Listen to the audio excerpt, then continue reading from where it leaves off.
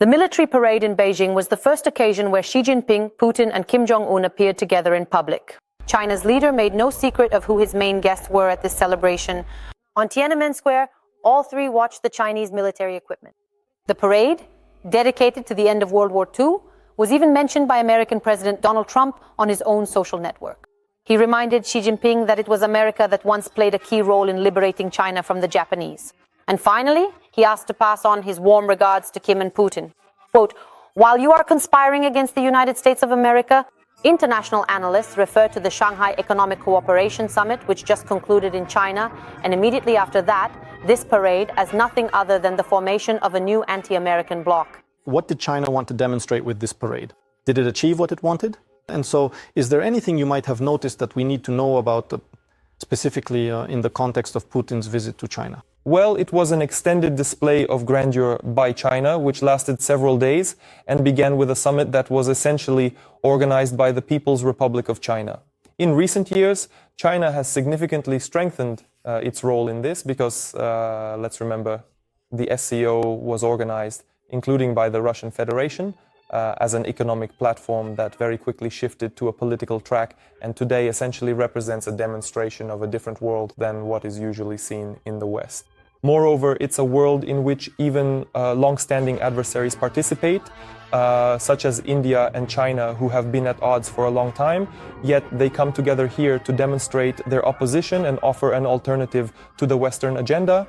Undoubtedly, the parade is, well, quite intimidating, if I can put it that way, because we can see that this is a very formidable force, a force that can definitely stand up to, if not the United States, then at least Europe and many other countries. And of course, the lineup of guests we're seeing on the screen right now indicates that these are countries that together possess an enormous nuclear potential in this world. This is definitely a signal to the United States. This is definitely a signal to the European countries as well, a demonstration to them that you are no longer the dominant force that can impose a single agenda, preside over the headquarters of various international institutions from New York to Geneva, and that there are other centers of influence that can set the pace and the terms for coexistence in the coming decades. Mr. Maxim, right now many people listening to us might ask a very reasonable question. Why are we even discussing this at all? Where is the Ukrainian context in all of this? The Ukrainian context is that the Russian Federation is part of this so-called alternative world. A country that destroys Ukrainian cities every night, receives weapons components from China, gets military personnel from North Korea, sells petroleum products to India, and is present there as well. And India provides the Russian Federation with the largest profits from the sale of certain types of petroleum products. And this means that when the Western world, when our allies talk about different things, about different priorities, especially the United States, which has stated that they want to resolve the issue not because of Ukraine, but because people are dying, as Trump said yesterday, these Eastern despotisms are showing a unity that they probably haven't had in recent times. The same goes for Modi's visit, the first in 7 years, and on foreign soil at that, to the Chinese dictator with meetings, embraces, and attending the parade together. This is an open demonstration that as long as you remain divided here and keep debating what matters more to you, security or money, we will be the ones to show that we are the ones who will decide what status you will live in. Here you already mentioned the reaction of the Americans. On his social network, Truth Social, Donald Trump responded to all the events that have been happening in China over the past few days. He responded in a rather ironic and somewhat sarcastic way, and he explicitly wrote directly that he clearly sees an anti-American conspiracy unfolding within the borders of China, and in his detailed post, he specifically mentioned 3 distinct countries, China, North Korea, and Russia, which he believes are involved. What do you think of Donald Trump's reaction? Is this all the United States is capable of? I think this reaction is like a red flag for all 3 of those leaders, and not just them, who see that they have achieved what they wanted. They showed Trump that there is very serious opposition, and by combining these efforts, I'm not sure that the United States and Trump at the helm can say, we'll overcome everyone, we're stronger, we have bigger stockpiles of weapons. So this is undoubtedly a weak response. But this position of Trump's is the result of 7 months of his administration. 7 months ago, India wasn't planning to fly to China and talk about economically reorienting toward the East instead of the United States.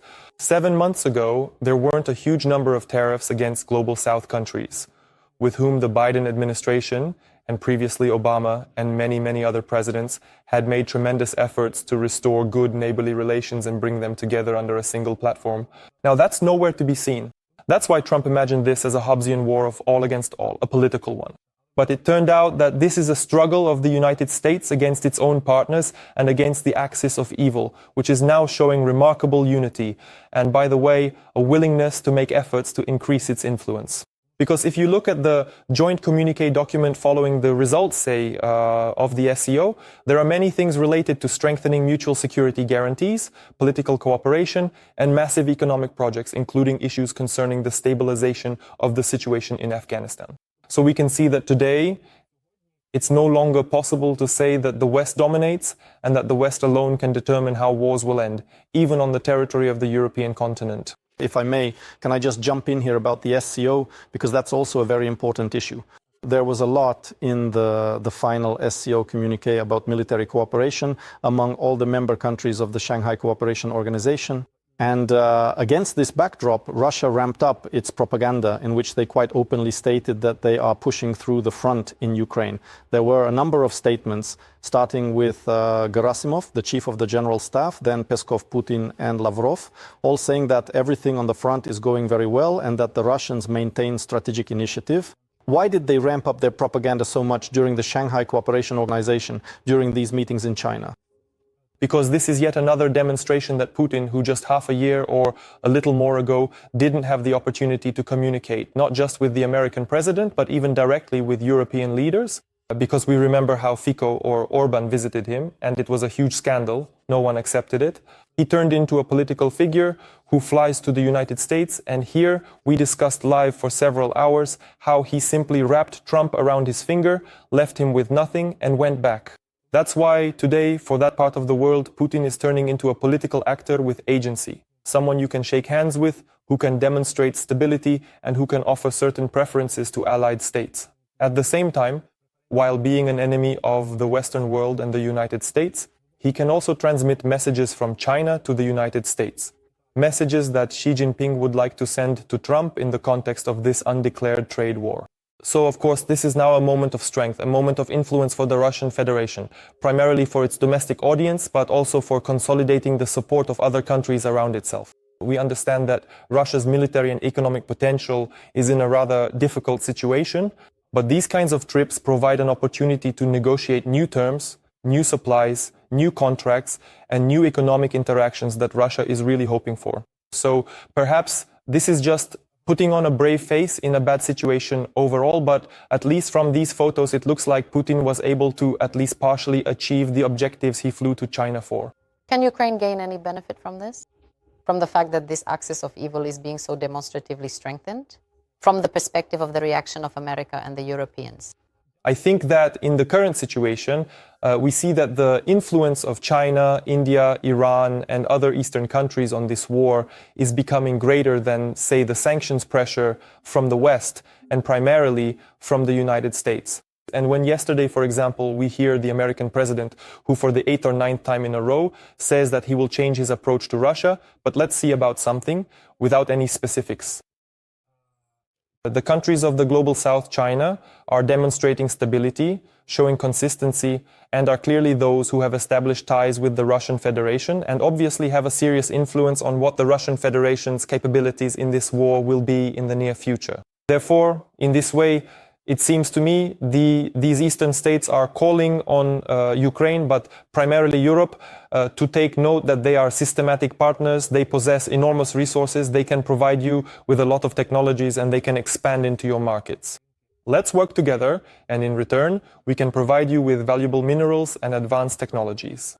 And it seems to me that this is a moment when the Eastern world wants to change the course of events, to show that the United States is unpredictable. They impose tariffs on their partners, they display hostility, they talk about attacking other countries, about annexing Canada or Greenland. Meanwhile, everything is fine here. We can work together, we can find common ground. I hope this won't change the rhetoric of a significant number of European leaders, but some are already looking to them, Hungary, Slovakia. Obviously, after internal election processes, we will see changes in the situation in other countries as well. Today, as the Air Force has already noted, 526 aerial attack weapons were launched over Ukraine. Of those, 450 were suppressed or shot down. And against this backdrop, the statement by Russian Foreign Minister Lavrov that Moscow expects the continuation of negotiations to end the war against Ukraine. What level of cynicism is this, and what, in your opinion, is the future of these peace talks? This is an interesting question because the statement from the Russian Federation, from Putin, by the way, who said a lot of things at that event about Ukraine, about the need to talk at a higher level, about discussing the fate of the Zaporizhzhia nuclear power plant, seems very comparable to me. All this is happening at a time when Trump is announcing another important statement. It wasn't mostly about Ukraine, but nevertheless they knew that yesterday, even the 20-day period that was mentioned had already expired. 2 or 3 weeks. And the 50 days he gave from the start of Russia. The result is 0. And against this backdrop, as Trump is apparently preparing to make some sharp statement, they, following established patterns and their understanding of how Trump and his circle think, are preparing a leak, talking about the need to continue negotiations, about the possibility of a trilateral format, about how they might be willing to make some additional concessions.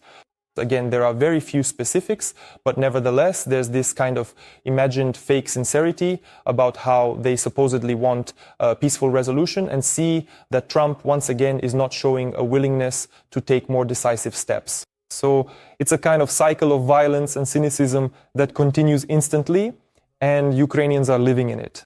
It's like some kind of Truman Show, but a Truman Show of horrors has been taking place in Ukraine over the past few months. How do you feel about all the commotion surrounding Trump's health that has happened in recent days? And that statement yesterday was his return to the public eye. I think that obviously there are certain problems there, and there were many photos that were retouched. Trump at meetings with someone, and you could see that his face, his smile, and some other things had been edited. There were also photographs taken as he was leaving the White House. It was a very uncharacteristic disappearance, really, for about 5 or 6 days from the public discourse, which is generally unusual for him because, if you compare the first month of Biden's and Trump's presidencies, Trump spoke out about 5 times more than Biden did during a comparable period. So obviously there are certain problems, and they must be clear to anyone whose workday lasts, 14 to 16 hours for sure. Work is constant stress, a job where you don't achieve any foreign policy or even domestic political victories, and the pressure from the Democrats is increasing. Plus this Newsom from California is talking about how they're going to crush the Republicans in the elections.